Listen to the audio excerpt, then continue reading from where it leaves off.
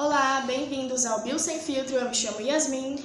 E eu me chamo Ana Beatriz, e no episódio de hoje nós vamos falar de um tema super interessante e que está transformando a forma como a ciência entende e cuida da vida: os bancos de células e os biobancos digitais.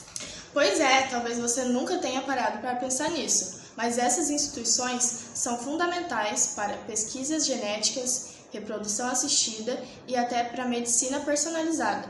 E para conversar com a gente sobre esse assunto, estão aqui duas convidadas incríveis que entendem tudo do tema. Sejam bem-vindas, meninas! Obrigada, é um prazer estar aqui. Que honra! Meninas, nós queremos saber o que exatamente é banco de células. Maria, explica um pouquinho disso pra gente, por favor. Claro, então, imagina um banco de células como um cofre biológico da ciência.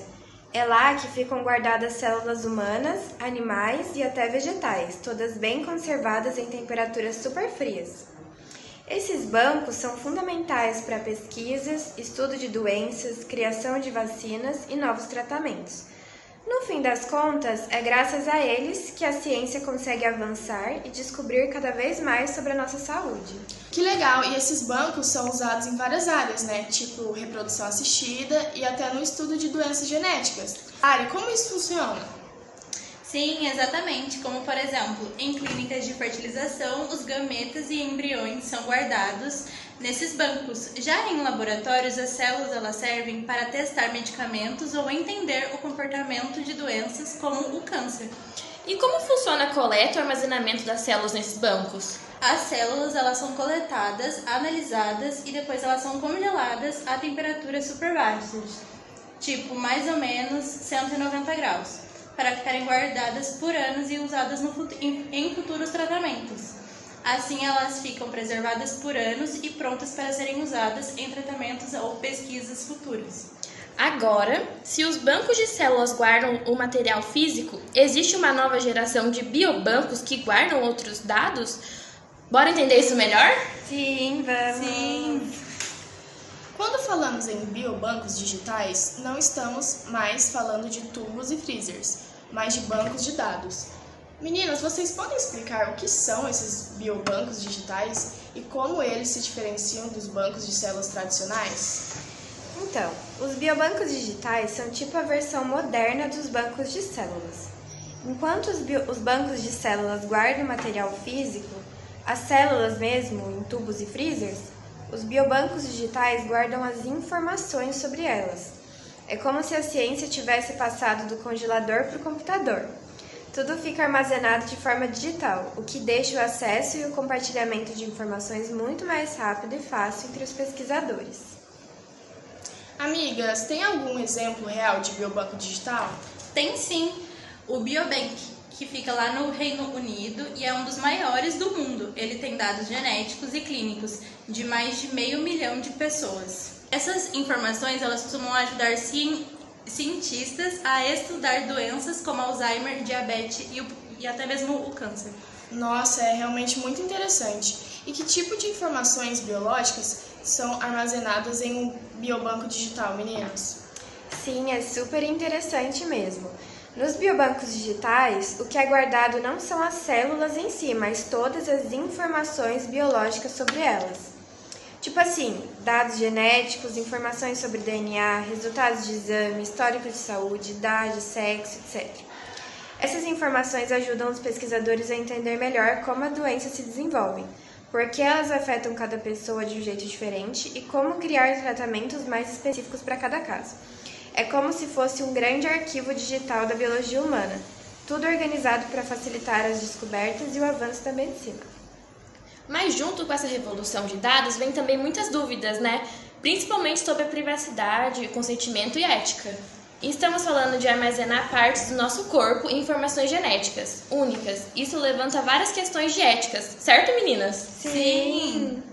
Maria, responde pra gente, quais são as principais preocupações éticas ligadas ao uso de amostras e dados biológicos?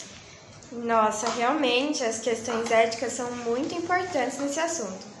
A principal preocupação é com a privacidade das pessoas que doam suas amostras e dados. Afinal, são informações genéticas, algo bem pessoal, né? Então, tudo precisa ser feito com o consentimento da pessoa e de forma bem segura para evitar que esses dados sejam usados de maneira errada. Outra questão é garantir que o uso seja sempre voltado para a pesquisa e para o avanço da ciência, nunca para fins comerciais ou discriminatórios. Por isso, existem leis e comitês de ética que fiscalizam tudo, para garantir que o trabalho do cientista seja responsável e respeite quem contribui com suas informações. Entendi. Apesar dos desafios éticos, o potencial científico e médico é enorme. Então, o que podemos esperar daqui para frente? Olhando para o futuro, o que vocês acham que podem esperar da integração entre bancos de células e biobancos digitais? Olha, meninas, o futuro dessa integração é realmente empolgante. Quando a gente fala em unir os bancos de células com os biobancos digitais, estamos basicamente juntando material biológico físico, como células, tecidos e amostras, com todas as informações digitais sobre eles, tipo dados genéticos, histórico de saúde, resultados de exames e até informações sobre o estilo de vida das pessoas. Essa combinação permite uma visão muito mais completa e detalhada da biologia humana. Os pesquisadores conseguem entender melhor como as doenças surgem, como se desenvolvem e por que afetam cada pessoa de um jeito diferente. Com isso, fica mais fácil criar tratamentos personalizados, feitos sob medida para cada indivíduo, com base no DNA e também nas características do próprio corpo. E além disso, essa integração ela pode acelerar muito as descobertas científicas, já que os dados ficam organizados e acessíveis em formato digital, e permitindo que pesquisadores do mundo todo eles troquem essas informações e avancem juntos. Outro ponto importante é a prevenção. Com tantas informações reunidas, vai ser possível identificar riscos e agir antes das doenças aparecerem. Então dá para dizer que essa união entre biologia e a tecnologia tem tudo para revolucionar o futuro da saúde. A gente vai ter pesquisas mais rápidas, diagnósticos mais precisos e tratamentos mais eficazes. E principalmente uma medicina mais humana e personalizada. Maria e Ariadne, muito obrigada pela conversa. Foi incrível entender como esses bancos de células e biobancos digitais estão moldando o futuro da ciência. Nós que agradecemos. Muito obrigada, foi um prazer passar esse tempo com vocês. E para você que nos ouviu até aqui, fica a reflexão. No futuro, talvez o que define quem somos, nossas células e nossos dados, esteja guardado em algum lugar do mundo, ajudando a salvar vidas. É isso aí, galera. Esse foi o episódio de hoje do Bio Sem Filtro. Até a próxima. Tchau! Tchau!